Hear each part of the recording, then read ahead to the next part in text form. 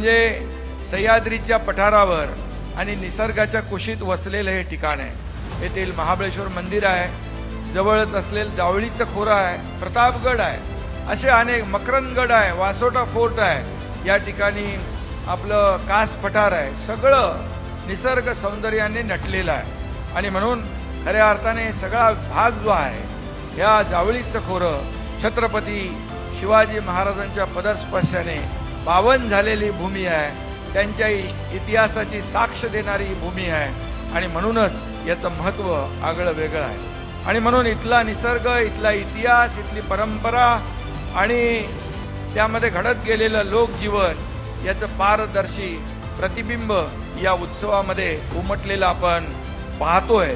अशा प्रकारच्या पर्यटनाचा आणि पर्यटन महोत्सवाचा फायदा आणि आयोजन हे आवश्यक आहे। आणि म्हणून खऱ्या अर्थाने हे जे पर्यटन आहे, महापर्यटन महोत्सव खऱ्या अर्थाने महाराष्ट्र पर्यटनाला एक चालना देणारा ठरेल असा विश्वास मी या ठिकाणी व्यक्त करतो।